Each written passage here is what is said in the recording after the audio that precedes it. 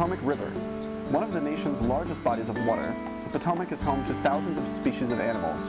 One of these is the American shad. The largest member of the herring family, the American shad is a type of anadromous fish. These fish spend part of their lives in the ocean and part in freshwaters.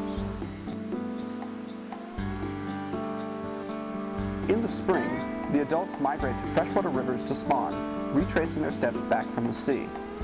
The juvenile fish leave the rivers where they are born and follow their parents' path to the Atlantic Ocean. Starting as early as age 2, the mature fish return to their home regions to produce offspring of their own. Hundreds of years ago, shad were abundant all along the east coast. Their return to freshwater rivers provided a critical influx for dozens of animals. As well, shad are the food for a lot of animals. Bald eagles build their nest timing it for when the arrival of the shad and herring. A lot of the other fish in the river, the rockfish, the crabs, they all rely on these shad and the shad fry. The developing fry are food for lots of organisms as well. So they're very important. They're what I call a clock spring species. Shad were also an important food source to humans, dating back to the Native Americans.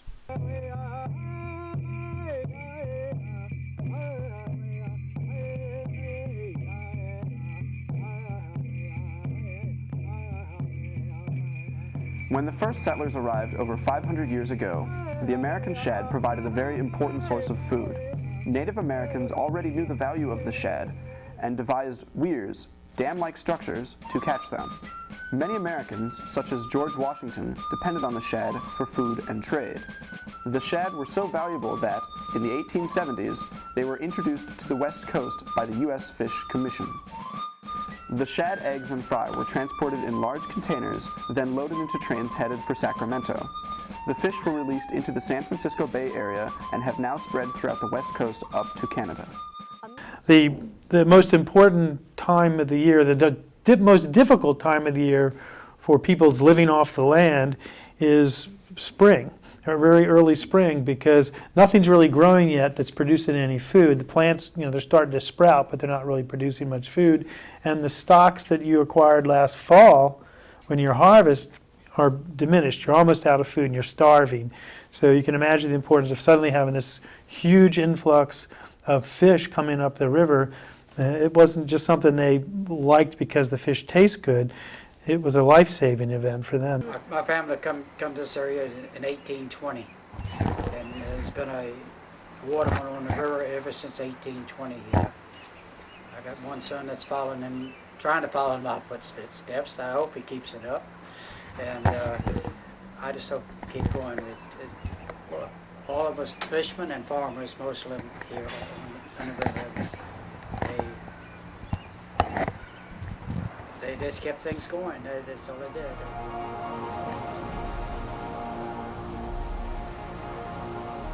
By the mid-1800s, the shad population began to decrease.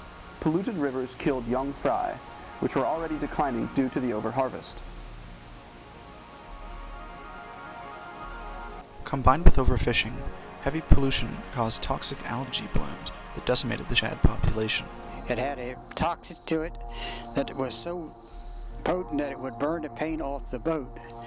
In August of those years, when I would go from here to Occoquan Bay, you could see hundreds of little shad on top of the water dead, where they would be in this algae. This algae was killing them. That was a big thing on the Potomac River here, I feel, that with the overfishing and also with the pollution of the river. The construction of dams at Little Falls, along with overfishing and water pollution, led to a drastic decline in the shad population. The original spawning ground had been near Great Falls, which prevented them from traveling any further upstream. Each generation grew smaller and smaller, and the shad became a scarce commodity. As a result, fishermen who depended on the shad for trade found themselves out of a job. The shad population passed below critical levels in the 70s, and the shad fishery was closed in 1982.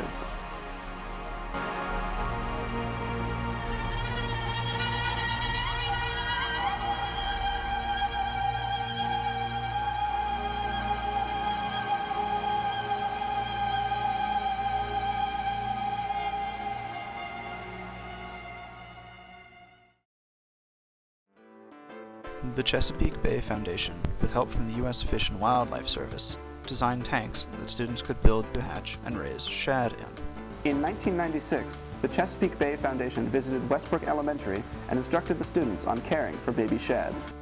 The students also replanted forests with shad bush, the loss of which has resulted in destructive erosion. Aqua Eagles are an ecology club at Westbrook Elementary. Teacher Sandy Geddes noticed that her fourth graders often would become so excited about doing environmental projects such as the American Shad that they really wanted to have an opportunity for the students to do more work with nature and with restoration programs when they went to fifth grade.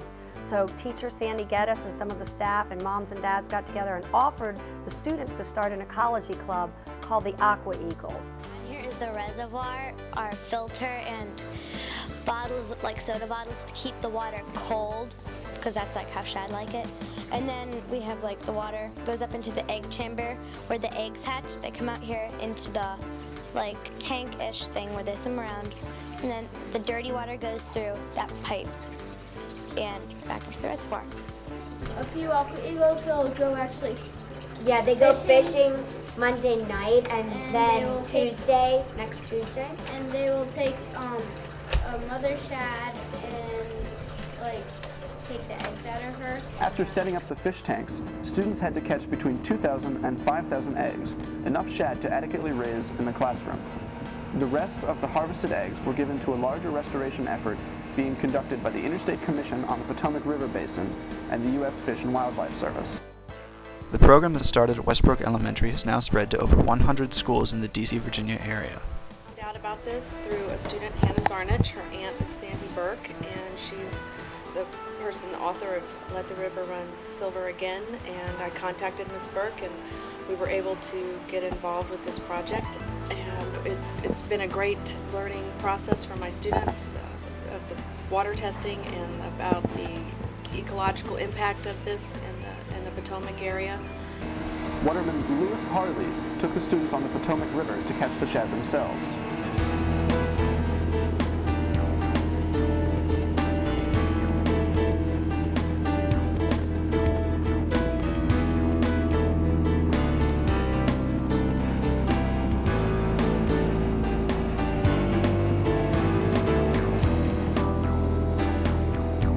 Although the shad were caught during the day, spawning is most active between dusk and dawn, so that is when they are collected. Furthermore, the eggs are sensitive to light, so exposure must be kept to a minimum. The eggs and sperm were milked from the fish and then fertilized by hand. After fertilization, the eggs take in water and harden rapidly. Within an hour, the eggs have nearly doubled in size. You've got eggs that are just ready to hatch, so we're going to suck out a few here for you all to see. The students must pay close attention. The shad fry being raised could be the next generation of American shad. We fill up these two tubs with water so that they would have water to go in when they hatch. We put some of this bacteria into some of these bio balls. We put the shad eggs in the egg chamber and for them to hatch. We made the tank and got the filter. We've also been working on this worm bin. And then we got the eggs and put them in that right up there, and now they're hatching. On Sunday they got caught, and then Wednesday, Thursday, and Friday we just looked at them under a flex cam. It's really cool seeing them how they hatch, because they have to push their way out using their tail and then their eyes, and using their two eyes, and they will come out of there. Now ammonia goes up because as critters die off, basically like the waste and the decomposition brings ammonia levels up, and as ammonia levels go up, it'll cause more of them to die. So the trick is to keep the ammonia levels down. So about how many students have gotten involved over the years? I would say probably well over 200 students if I added it all up. And this year is the first year I've tried it as an after-school club, an environmental club, and it's really neat. It's worked out really well because I have kids doing the biology part of it, kind of working with the fish and the eggs and things like that. I have like chemists that are always doing the water quality testing. I have over here right now some guys working on a PowerPoint, sort of the public outreach part of it, so it really is true environmental science. Aside from raising the fish, students had to care for the shad bush as well.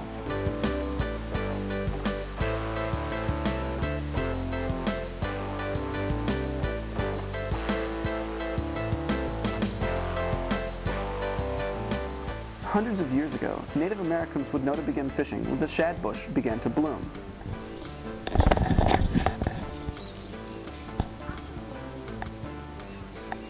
So these are the trees that we planted so many years ago, 6 or 7, and just you can see how much they've grown. Right here, the sycamore is huge.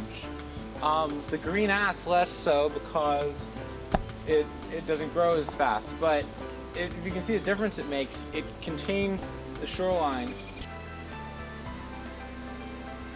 After raising the baby fish in captivity, the students excitedly prepared to release the fry into the Potomac. The Student Shad Restoration Program is now run by the Living Classrooms Foundation. Students from all over the DC area take part in it, releasing fish not only into the Potomac, but also the Susquehanna and Anacostia rivers as well, with help from the Anacostia Watershed Society.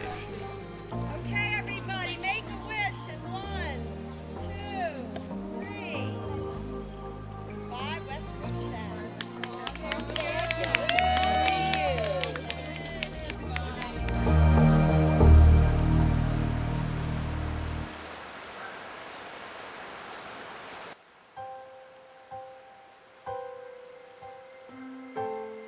But overfishing is only half of the problem.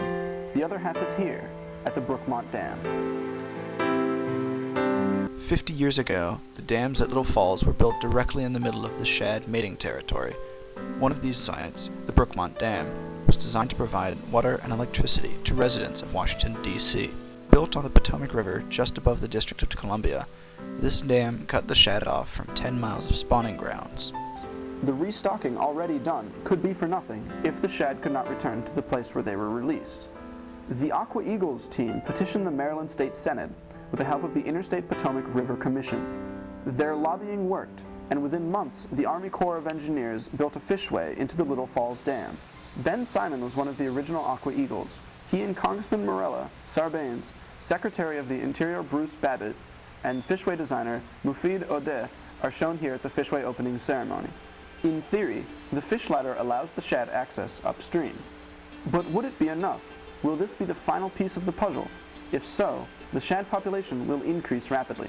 If not, there is little else to be done.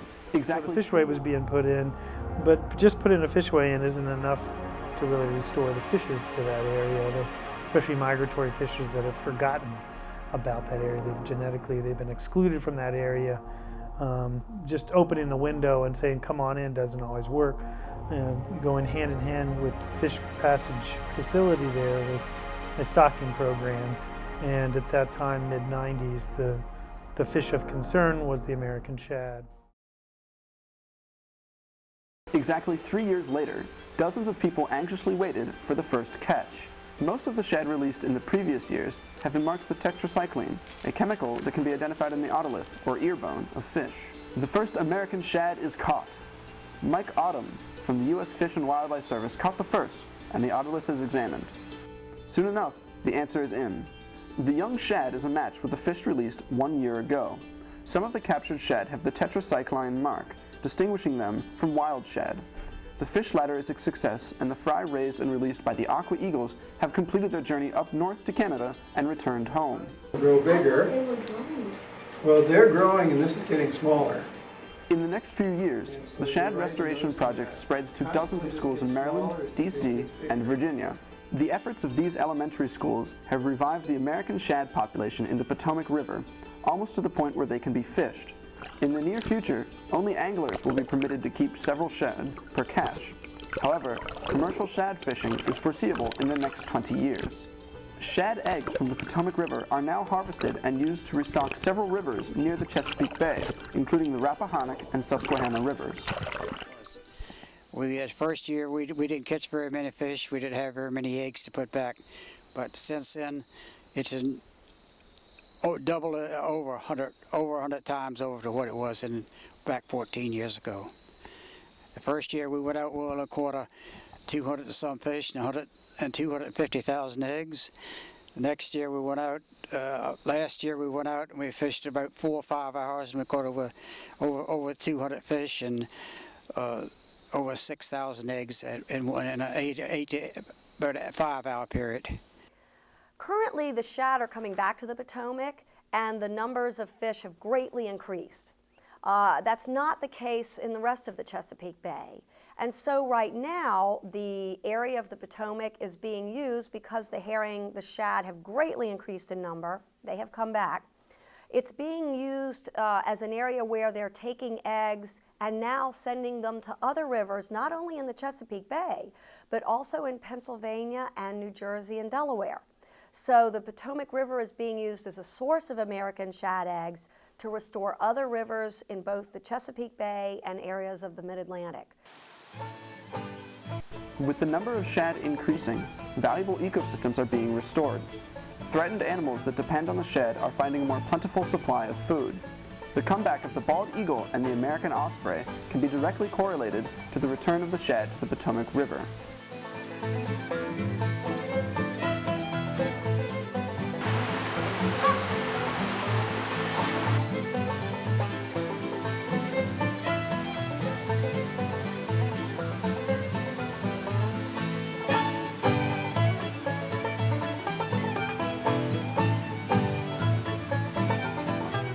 Hot off the press, just this year, the bald eagle has been delisted from even threatened status, and it has really come back in the Potomac River Basin in Chesapeake Bay.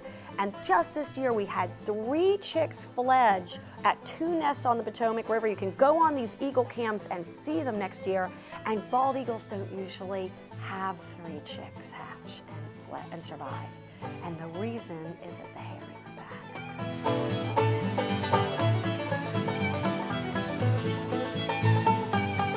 The shad, many other species are back as well, and the story of the children who rescued them was captured forever by author Sandy Burke in her award-winning book, Let the River Run Silver Again.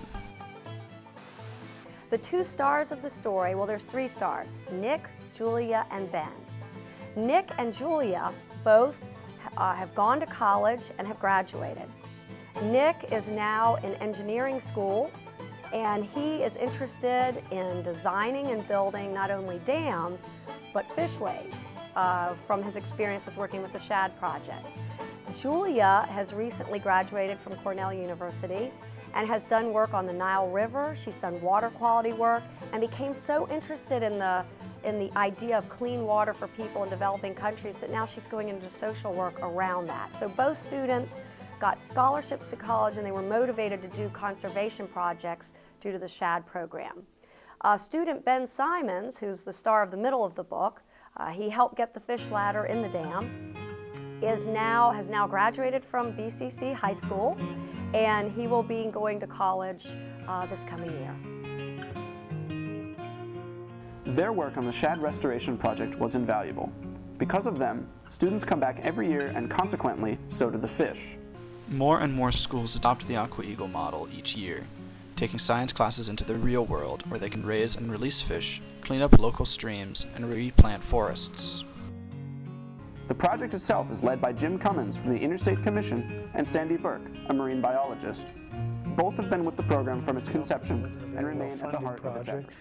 I got a couple good volunteers in the first year, and at our very first stocking of shad fry up at Great Falls, I called up a colleague, Sandy Burke, who was working for Montgomery County, Maryland. Said, I'd like for some students to witness this event. This is a historic event. We're going to reintroduce shad to an area they've been excluded for 50 to 100 years. It'd be nice to have some young people there to bear witness. And Sandy had friends at Westbrook Elementary, where the Aqua Eagles team was. And they came out that day to bear witness to that. And that was very fruitful. That was the seed. Because in the olden days, before the dams and before pollution, every year, the old timers tell us, they would see in the distance a great silvery mass coming up the river in March and April, and it was the return of the shad. The entire river would run silver with shad. And there were reports of Native Americans report this, and people that used to see the fish before these dams. The river would run silver up by Great Falls. The flecks of silver you could see from the cliffs. And what's great about that title, it was chosen by the students, by the Aqua Eagles, is that the river is running silver again with fish. You can now go to Great Falls National Park and look down over the hills into the river and see flips of silver for the first time in over 65 years. By now, the shad have been successfully restored to the Chesapeake. However, their very existence, along with hundreds of other endangered species, is fragile. Pollution and runoff destroys habitats and kills decomposers that are the primary food supply of the bay and its rivers. And that is just the beginning. Several years ago, a dangerous fish, commonly known as the snakehead, was introduced to the Potomac River. It has since spread to the Chesapeake, and scientists are watching the story unfold. Could it pose a threat to the shad, or will it become an integral part of the Chesapeake ecosystem? Regardless of what future problems may face us, the students involved in this program have shown that, with determination and teamwork, global dilemmas can be overcome by students. The lessons they take from these experiences will carry with them and all of us for the rest of their lives.